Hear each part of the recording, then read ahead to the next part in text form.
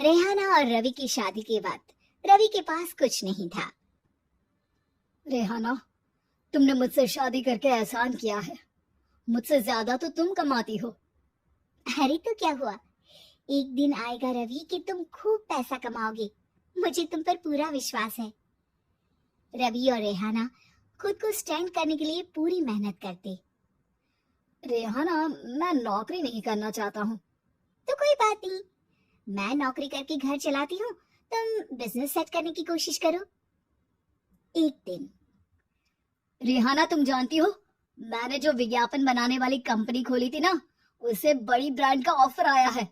अब हम लोगों के दिन प्यारे न्यारे हो गए हैं। मैं जानती थी रवि कि एक दिन तुम सेटल हो जाओगे। रवि का काम अच्छा चल जाता है।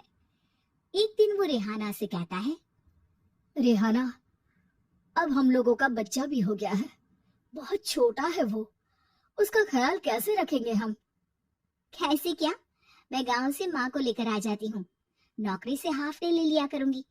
अभी तो वो छोटा है, स्कूल जाने तक मैं मैनेज कर लूंगी। देखो रेहाना, मैं अब अच्छा कमा रहा हूँ।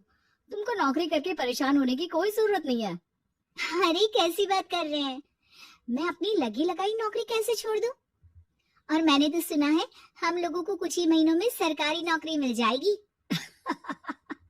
सरकारी नौकरी में कितना कमा लोगी? उतने में तो मैं ड्राइवर रख लूंगा। रेहाना को रवि की बात का थोड़ा बुरा तो लगता है। कम से कम मेरी नौकरी की इतनी बेइज्जती मत करो।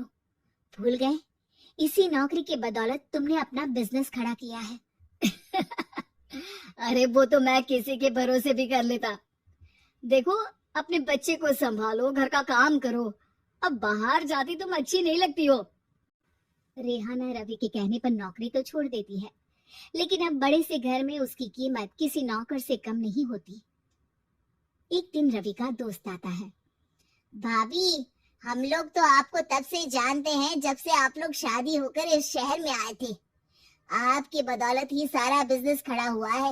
ये किस्मत तो आप ही की है भाभी। हाँ हाँ भाई, हमारी मेहनत तो कुछ है ही नहीं। अरे होगी, लेकिन भाभी की किस्मत के आगे कुछ नहीं। दोस्त वहां से चला जाता है, लेकिन रवि का गुस्सा सातवें आसमान में होता है। देखा कैसे बोल रहा था? अरे बिल्कुल अच्छा आदमी नहीं है ये। कैसी बात कर रहे हैं आप?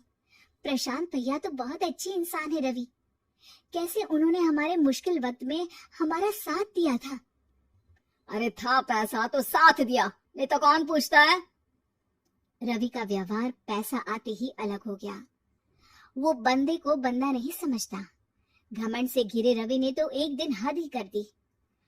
रेहाना, मैं अब तुम्हारे साथ नहीं रह सकता हूँ। क्या क्या बकवास कर रहे हो रवि? क्या कहना चाहते हो? और क्यों नहीं रह सकते तुम मेरे साथ? देखो, मुझे कोई और पसंद है और उसने साथ रहने पर बस यही शर्त रखी है कि मुझे तुम्हें तलाक देना होगा। रेहाना, जो कि एक स्वावलंबी महिला थी, उसने बिना देर किए रवि को कह दिया, कोई इश्यू नहीं, मुझे पैकिंग में 4 दिन का वक्त लगेगा, लेकिन तब तक मैं तुम्हारे साथ नहीं रहूंगी। 4 दिन के लिए तुम कहीं और शिफ्ट हो जाओ, मैं घर से निकलूंगी तो बता दूंगी। रवि घर छोड़कर चला जाता है। रेहाना को दुख होता है, वो रोती है, लेकिन व्यवहार से स्ट्रांग रेहाना को पति के वापस आने का और उसे सबक सिखाने का पूरा भरोसा था। फिर एक दिन, अरे शुशिका, कब शादी करोगे तुम मुझसे? यार मैंने तो सोचा था तुम शादी से पहले मुझे विदेश लेकर जाओगी, महंगी कार दिलाओगी। अरे सब दिला दूंगा, लेकिन पहले मुझसे शादी तो कर लो। हाँ हाँ, क्यों नहीं। मैं कुछ दिनों के लिए अपने मम्मी पापा के पास जा रही हूँ और लोगों से अपनी शादी की बात करूंगी।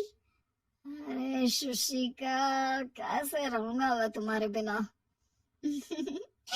अब तो शादी होने वाली है हम लोगों की। शुशिका रवि को छोड़कर चली जाती है। रवि घर आता है, जहाँ रेहाना को ना पाकर उसे सब अजीब लगता है। घर तो रेहाना के बिना कुछ नहीं है, बच्चे की याद भी आ रही है। चलो एक वीडियो कॉल कर लेता हूँ। रवि रेहाना को वीडियो कॉल करता है, लेकिन रेहाना फोन नहीं उठाती। रात को सोते वक्त, मन कर रहा है मुन्ने को गले लगा लूं। चलो कोई ना, शुशिका से शादी के बाद मेरे और भी बच्चे होंगे। अगले दिन रवि ऑफिस जाता है जहाँ टीना खड़ी होती है। सर, आपने अपने नए ऐड के लिए मॉडल की रिक्वायरमेंट डाली थी ना, मैं उसी के लिए आई हूँ। रवि टीना को देखकर खुश हो जाता है। अब शादी हो गई है तुम्हारी? नहीं सर, बस अच्छा सा हैंडसम और अमीर लड़का देख रहे हैं मेरे मम्मी पापा। रवि के दिमाग से तो टीना को देखकर शुशिका का ख्याल भी खत्म हो जाता है। अरे यार, ये लड़के मिल जाए कितने सुंदर है। शुशिका तो इसके आगे कुछ नहीं है। क्या तुम्हें ऐसा नहीं लगता कि मुझसे मिलकर तुम्हारी ये खोज खत्म हो गई है? आप तो 2 बच्चों के पापा लग रहे हैं। अरे नहीं नहीं, मेरी शादी तो हुई थी, लेकिन बीवी को किसी और से प्यार था, मुझे छोड़कर चली गई। खैर, टीना की दोस्ती रवि से हो जाती है, लेकिन 1 महीने बाद शुशिका रवि के पास वापस आती है। मेरे मम्मी पापा तुमसे मिलना चाहते हैं, लेकिन उन लोगों को ये मत बताना कि तुम पहले से शादीशुदा हो, और हाँ, शादी से पहले अपनी सारी प्रॉपर्टी तुमको मेरे नाम करनी होगी। अरे पागल, अब मैं तुमसे शादी ही नहीं करना चाहता। भला ऐसी लालची औरत से कौन शादी करेगा? तभी वहां टीना आ जाती है। रवि, ये पागल सी औरत कौन है? देखो, तुमने ही कह दिया ना पागल, तो पागल ही है। पता नहीं कौन है, कह रही है शादी कर लो, लेकिन शादी से पहले अपनी सारी प्रॉपर्टी मेरे नाम कर दो। बोल तो सही रही है। वैसे तुम जानती हो, मेरी एक सहेली है, उसके पति ने उसे पैसा आते ही छोड़ दिया, जबकि उसको खड़ा करने वाली ही मेरी सहेली थी। और मुझे भी भरोसा नहीं है। अगर मैं भी तुमसे शादी करूंगी तो तभी जब तुम मेरे नाम अपनी सारी प्रॉपर्टी कर दोगी। अरे हाँ हाँ, क्यों नहीं, बिल्कुल कर दूंगा। रवि और टीना की शादी की तारीख तय हो जाती है। वो अपनी सारी प्रॉपर्टी के कागज लेकर शादी वाली जगह पर पहुंचता है, लेकिन वहां टीना आती नहीं। रवि टीना को मैसेज करता है, कहाँ हो? सॉरी, मैं तुमसे शादी नहीं कर सकती, मुझे तुमसे भी ज्यादा पैसे वाला मिल गया। रवि को गुस्सा आ जाता है।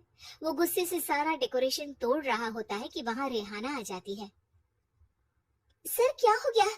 क्या डेकोरेशन पसंद नहीं आई आपको? तुम यहाँ क्या कर रही हो? मैं यहाँ की डेकोरेटर हूँ। क्या आपको पसंद नहीं आई यहाँ की सजावट?